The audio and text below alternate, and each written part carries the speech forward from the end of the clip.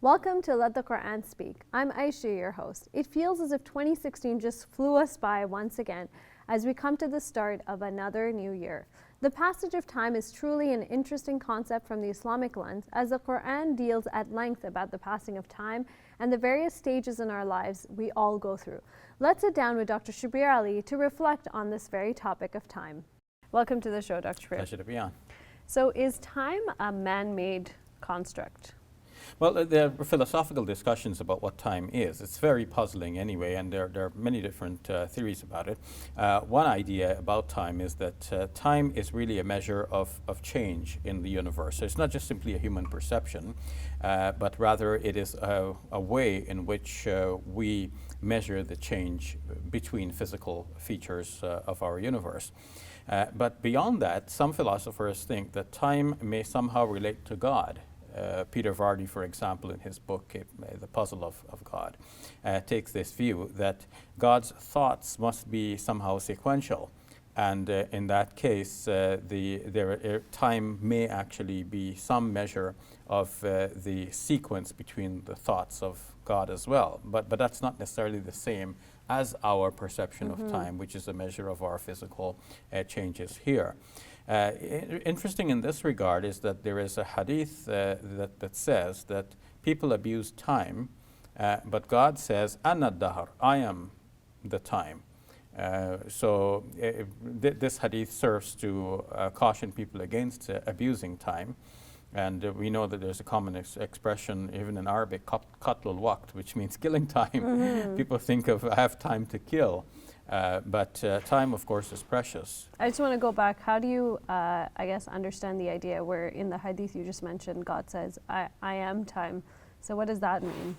Well, we don't know. It's a mystery. As time itself is mysterious, now God is also mysterious. So now we have a double mystery. Yeah. How could God say that He is time? So I know we have some answers. How does Quran deal with the idea of time?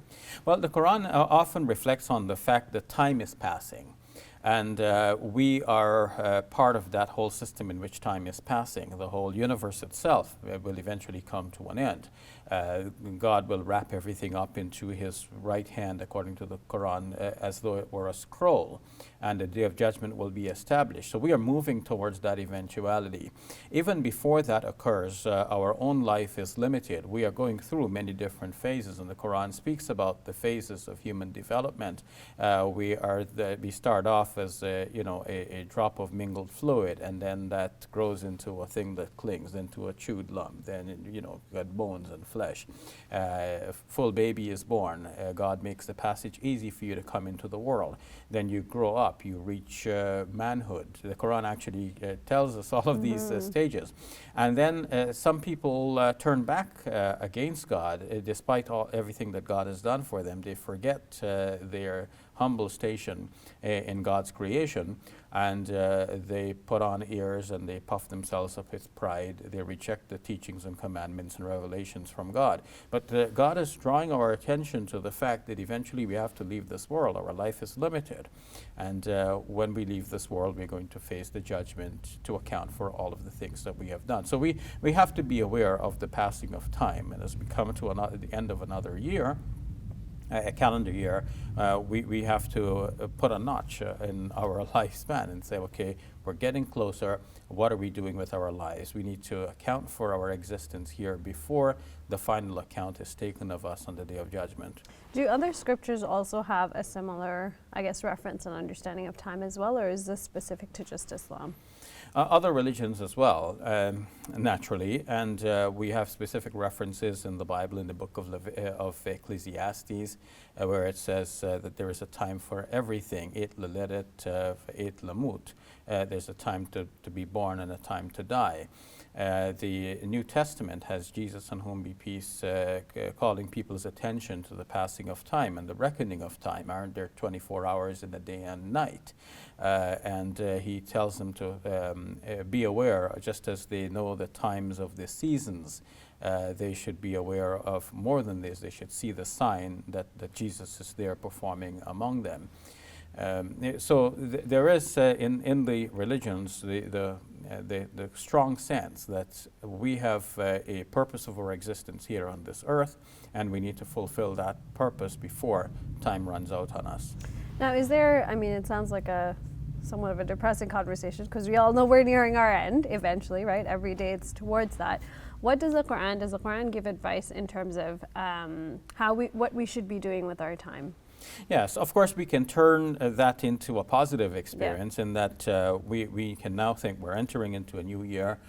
We can have resolutions that will help us to be the persons that we were meant to be. God created us for greatness, engineered us for success, and we need to do our part by aligning with God's plan. We can't be lazy, we can't be lackadaisical and let things be. It's like the weeds. The weeds will grow if you just let things be, but if you want to cultivate a beautiful garden, you have to be there actively pulling up the weeds and treating your garden.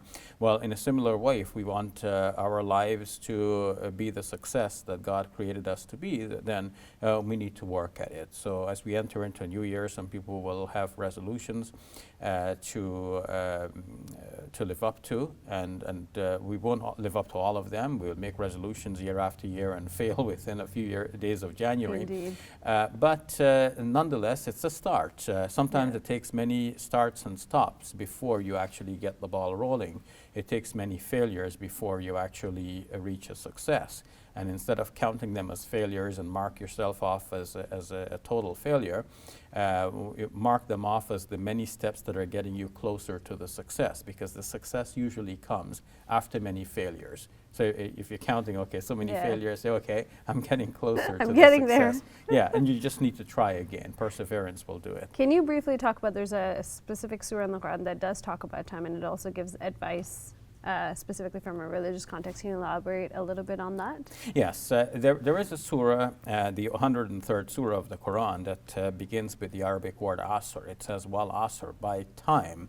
Asr we know also to be the late afternoon. So we have the late afternoon prayer, which is called the asr prayer. So translations vary between speaking about the late afternoon here or time in general. And many translations speak here of time in general. There is another surah of the Quran, the 76th chapter, which actually goes by two names. It is called Suratul Insan, the chapter about human beings, but it is also called Suratul Dahr, the chapter of time. And earlier in our conversation, I mentioned the Arabic word dahr, which means time.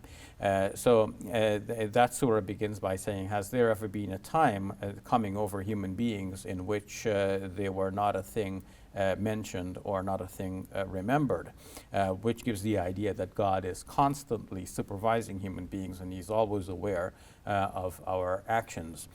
So the two surahs together give us a strong sense of time in the Quran, but there's more than this.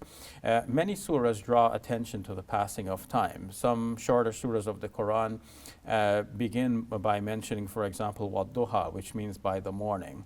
There's another surah that says Wallayli idha yaghsha, the night when it covers, wan nahari idha tajalla, and by the daytime when it is in its splendor. So there's a constant reference to time in the Quran.